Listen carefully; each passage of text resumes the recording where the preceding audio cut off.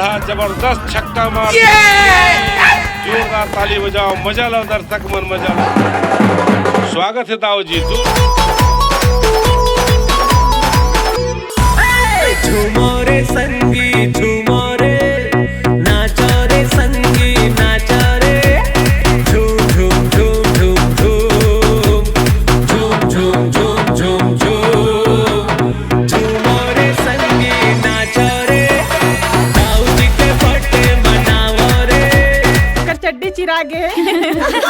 तोला पसंद नहीं है तो मत देख। मैं कब बोले हम मोला पसंद नहीं है?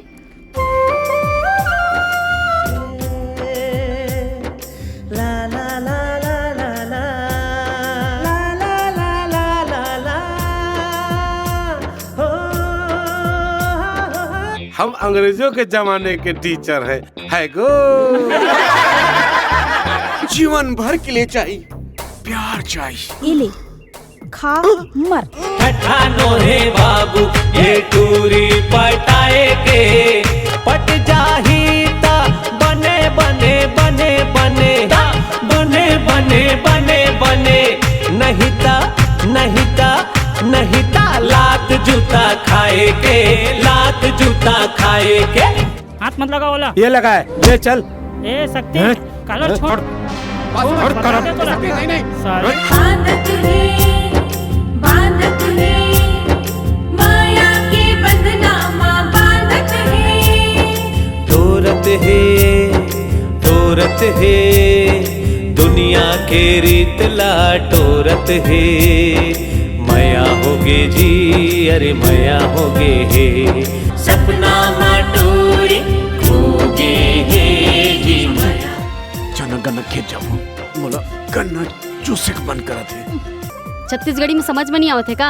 अंग्रेजी में बोला आई लव यू।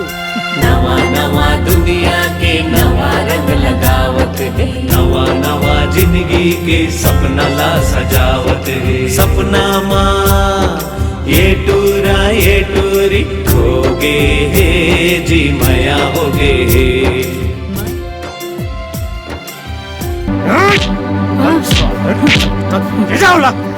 प्रेम नहीं मोला भी सारे बुरी फोड़ दे। आए होगे दाऊ जी। अगर मैं तोर बेटी संग इसने करता हूँ तो ते मोला माफ करते का? सतनाम। हर हर महादेव। नायक मिश्रा है, ओकर बेटी संग में मया मया के खेल खेला थे। लड़का के नाम कॉलेज की लिस्ट में नहीं होना चाहिए। सहेली के फोन रही से कि सहेला के लगती छजान। माया के कोई जात पात नहीं हुआ तब फिकर झन कर, मैं हो ना तोर संग में। ए क्या कर रही है? संगी रे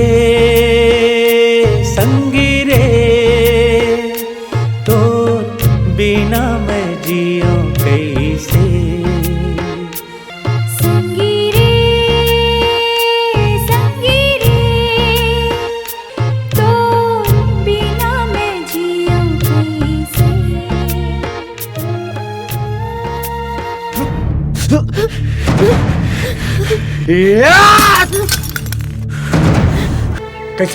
ते प्रेम ला मारे बार हाथ का? संगी रे संगी। अमन सब जन कहाँ गए हैं?